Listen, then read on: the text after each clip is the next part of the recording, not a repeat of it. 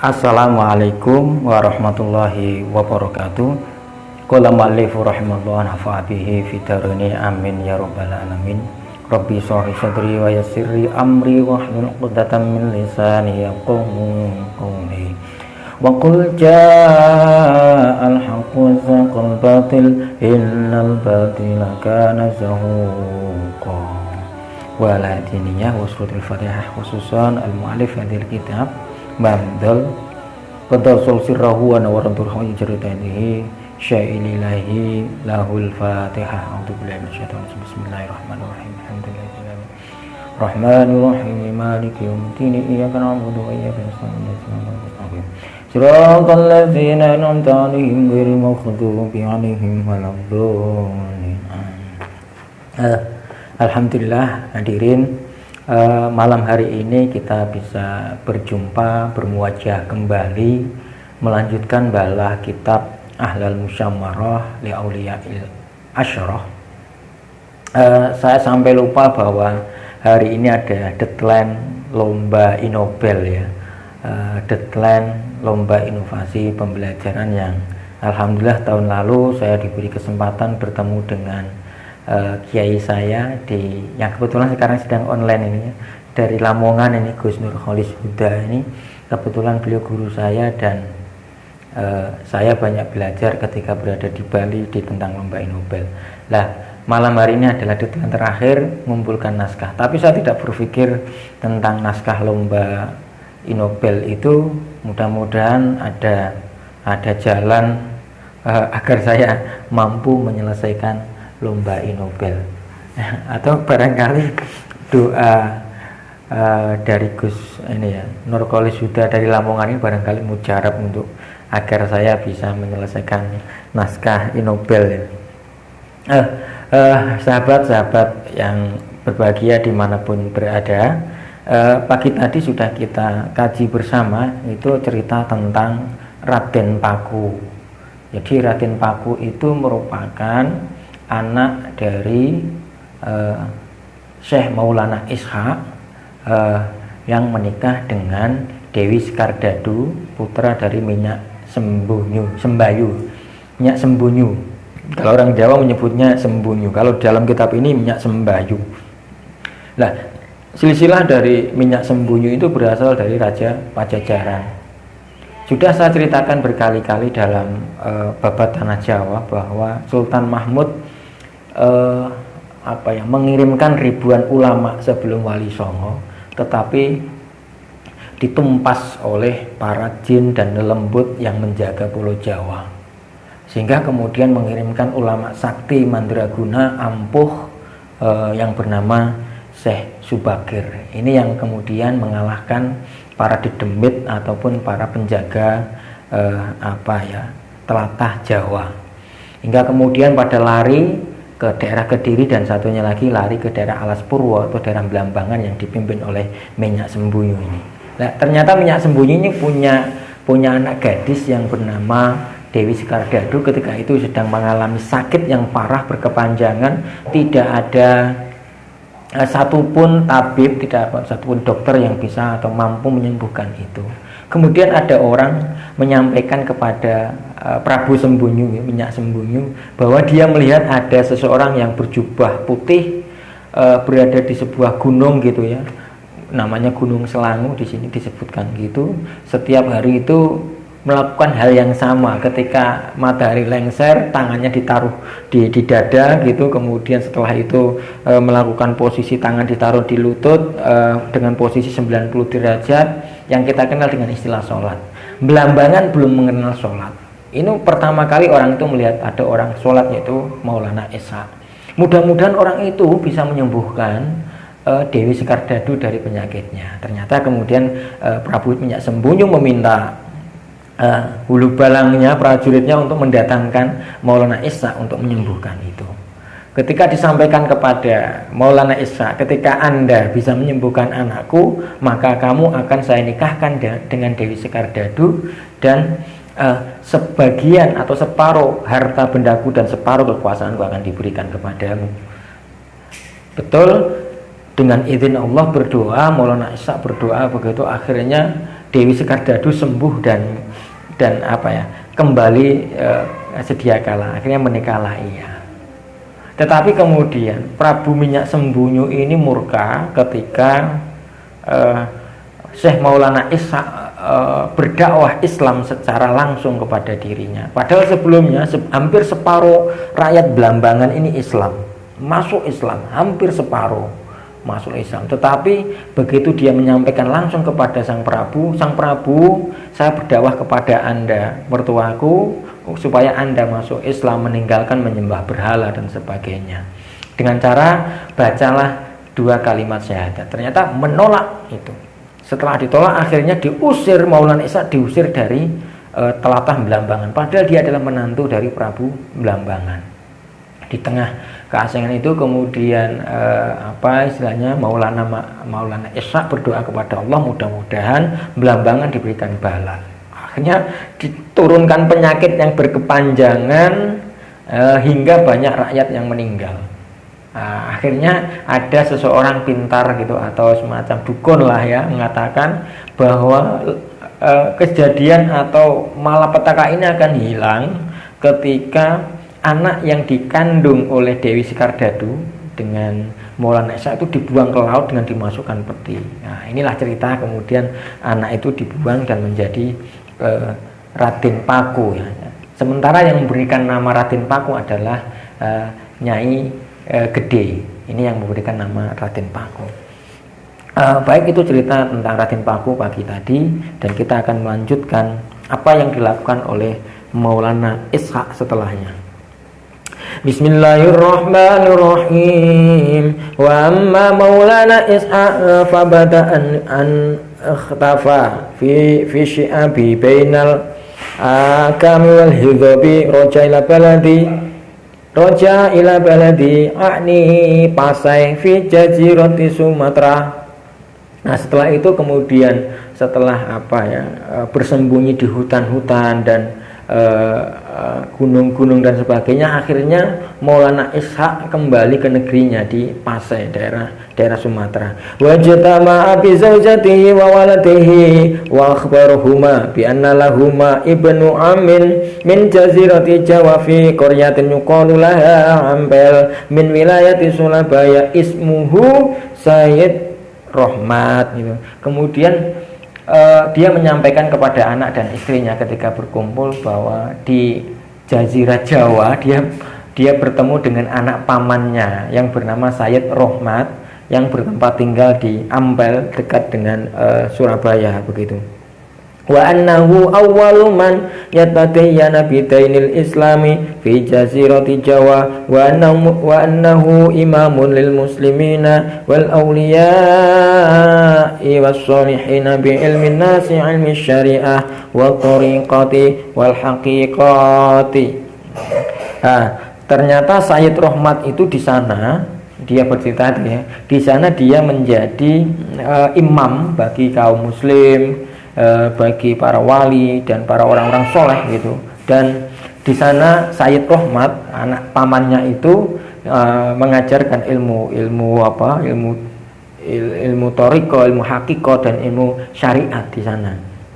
Nah, jadi Maulana Malik Ibrahim atau Sunan Ampel itu dikenal dengan istilah bapaknya wali kan, karena kebijaksanaannya yang sangat luar biasa mengajarkan syariat, hakikat dan torikot begitu.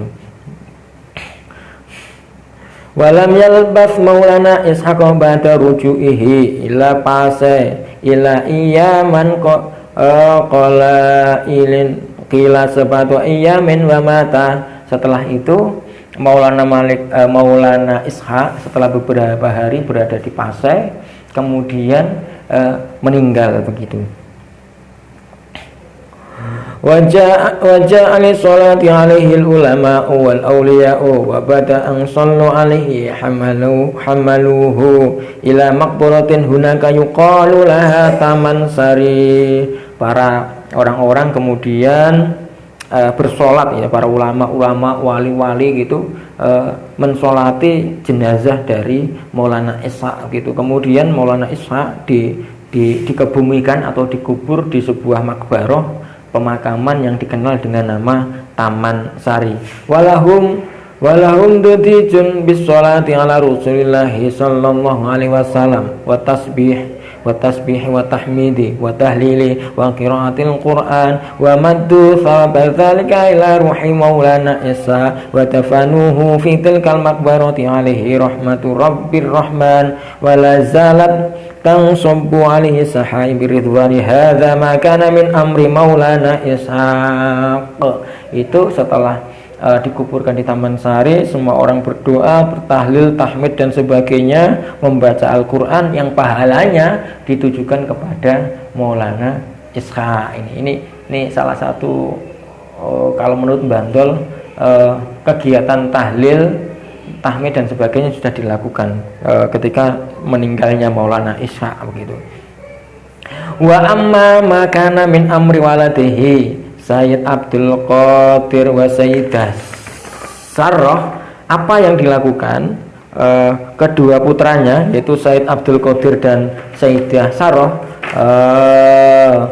fa innahuma ba'da wafati abihima tasyawara fi amrihima fajtama'a ra'yuhuma ala siyahati fil ardi fasaha fil ardi wajabal wajabal qaffara fi wal balada hatta wasala baladi yuqallahu adan wa huwa min jaziratil Arab.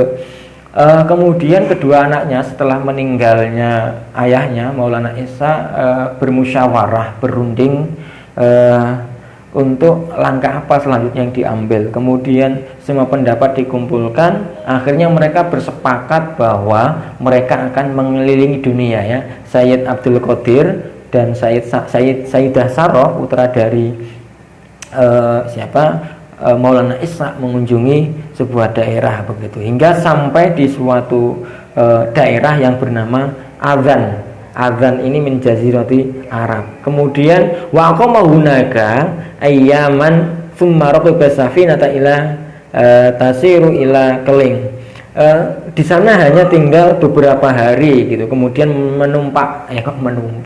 kemudian naik kemudian nunggang kapal lagi hingga sampai di Keling. Keling ini daerah mana ya? Keling mungkin kemungkinan Jepara ya. Keling Jepara. Tapi kok India kira-kira India Keling ya. Keling India kayaknya ini. Kalau Keling Jepara kok tapi di Jepara itu ada daerah Keling juga ya. Daerah barangkali ada yang lebih paham tentang Keling ya. Di Jepara itu ada daerah Keling yang juga merupakan daerah atau kawasan perairan ya, dekat dengan laut. Jepara itu Keling. Nanti akan ada sambungannya di sini ya. Nah, berapa hari naik kapal gitu menuju Keling, wa qamahu fihi syahron. Siapa tadi anak dari Maulana Ishaq yaitu Sayyid Abdul Qadir maupun Sayyidah Sarroh tinggal di sana sebulan ya, di Keling itu. Sumarokiba safinatan ukhra tasiru ila jaziratil Jawa. Oh, Keling ini bukan Jawa ya. Berarti Keling India. Kemudian naik lagi kapal yang lain begitu menuju wilayah Jawa. Fasara ilal bahri ala safinati hatta wasalat ila baladi yuqalu lahu Juwana. Wa huwa minaun min mawayinaha fi dzalikal waqti. Kemudian naik kapal hingga sampai di Juwana ini. Juwana itu merupakan pelabuhan yang terkenal saat itu. Ini kalau sekarang ya nama Juwana itu merupakan dekat dengan tempat saya ya. Merupakan kecamatan yang berada di wilayah Pati ya, Pati Jawa Tengah. Di samping sebagai kota kecamatan, Juwana ini juga kota Kawedanan. Nah, kebetulan kampung saya ikut Kawedanan Juwana. Sampai sekarang Juwana itu ada pelabuhannya yang cukup besar ya. Di sana ada desa Bendar ya. Bendar ini kalau setiap tahun tuh mengadakan pesta laut itu luar biasa sekali ya. Kadang-kadang ini nanggap dangdutan tuh nggak mau dangdutan lokal itu. Mohon maaf ya yang dangdutan lokalnya kayak Pandawa, yang maksud saya Pandawa ini dangdutan di kampung saya yang mendirikan kebetulan adik saya itu enggak doyan orang-orang di sini. Mereka mendatangkan dangdutan yang kelasnya ya Jawa Timuran lah. Jawa Timuran yang mendatangkan Palapa, Sera, Monata gitu-gitu. Minimal sound sistemnya ini Ramayana. Padahal sound system Ramayana itu kalau sampai di Juwana ya atau di daerah Pati begitu sewanya kira-kira 30-an juta. Sewanya 30 juta itu baru sound systemnya saja. Sementara dangdut lokal yang ada di Pati begitu all in. Maksud saya all in itu alat bersama dengan pemain maupun vokalis itu sekitar 7 sampai 10-an juta. Jadi sangat beda jauh antara dangdut Jawa Timuran dengan dangdut lokal. Lah, orang-orang di desa Bendar ini rata-rata setiap tahun biasanya kupatan ya, seminggu setelah Idul Fitri mereka akan berpesta laut, mengadakan ritual pesta laut gitu ya. Kalau di kampung saya istilahnya nyadran. Nah, mereka ini masih ada ya Bendar. Mungkin dahulu istilahnya pelabuhan Juwana ini awalnya Bendar ini.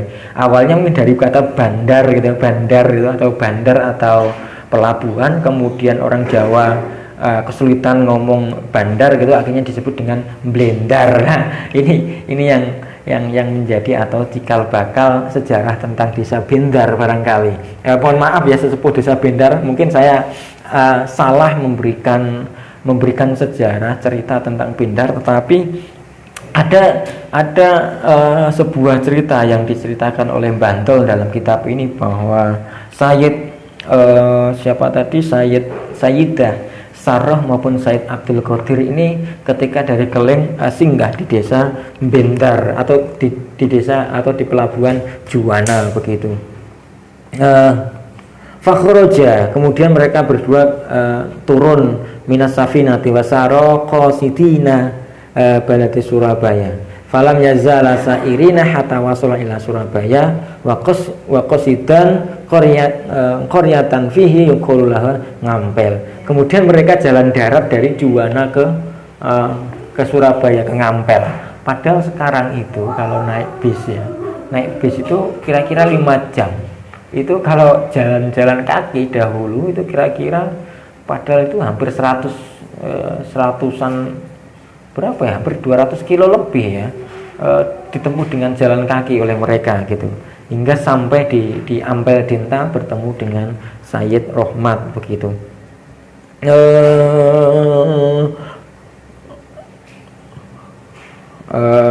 Wa sa'alan nasa, mereka berdua kemudian bertanya kepada manusia an baiti Sayyid Rohmat fadalla alaihi, kemudian orang-orang menunjukkan rumahnya Sayyid Rohmat. Falama wajadahu, ketika mereka menemukan Sayyid Rohmat, wa dakhala alaihi salaman alaihi faradda alaihi ma salamu fasalahuma an ismihuma wa baladihima wa waladihima faqala lahu, kemudian ketika bertemu kemudian terjadi dialog, kalian ini dari mana, siapa bapakmu dan sebagainya gitu. Faqala lahu, kemudian berkata kepada Said Rohmat begitu, sopo Said Abdul Qadir, ismi Abdul Qadir, bahwa namaku adalah Abdul Qadir, wa di ukhti, ini saudara perempuanku namanya Sarroh, wa nahnu min ahli Pasai min Jazirati Sumatera, kami berdua ini berasal dari Pasai yang satu wilayah atau berada di Jazirah Sumatera. Wa abuna, adapun bapak kita ismuhu Maulana Isha waqad tuwfi'an waqad akhbarna fi hayatihi bi anna lana qaryatan bi anna lana qoriban ismuhu Said Rohmat wa huwa mustautonun fi qaryatin yuqalu laha Ngampel min Kuro Surabaya min Jazirati Jawa. Jadi kedatangan saya ke sini ini karena bapak saya Maulana Ishaq itu bercerita bahwa menemukan anak dari saudaranya gitu ya, anak dari saudaranya yang bernama Sayyid Rohmat tinggal di Ampel begitu. Nah, akhirnya berangkat atas dasar itu maka saya ingin mencari saudara saya yang bernama Sayyid Rohmat. Apakah jenengan yang bernama Sayyid Rohmat yang dimaksud itu gitu? Waqat sara imaman lil muslimina hunaka, dan Sayyid Rohmat itu menjadi imam di sana begitu. Faqala Sayyidur Rohmat innakuma adanuni la khawaya abukuma akhun abi fata'anuku wa bikuma min syiddatil farahi. Ternyata kalian berdua ini ternyata saudara-saudaraku begitu ya. Yang merupakan anak dari pamanku, karena ayah saya dengan ayahmu ternyata bersaudara. Ayahku adalah Sayyid Ibrahim Asmoro Kondi, sementara ayah kalian adalah Maulana Ishaq. Inilah pertemuan kedua saudara yang bertemu lagi di Gresik begitu ya. Ini pertemuan yang sangat luar biasa begitu. Hadirin yang berbahagia, saya kira barangkali cukup sekilas, tidak perlu banyak saya baca. Barangkali besok pagi kita akan lanjutkan kembali. Mudah-mudahan sedikit, mudah-mudahan itu bisa bermanfaat. Saya akhiri. Wallahul muwaffiq ila aqwamit thoriq. Assalamualaikum warahmatullahi wabarakatuh.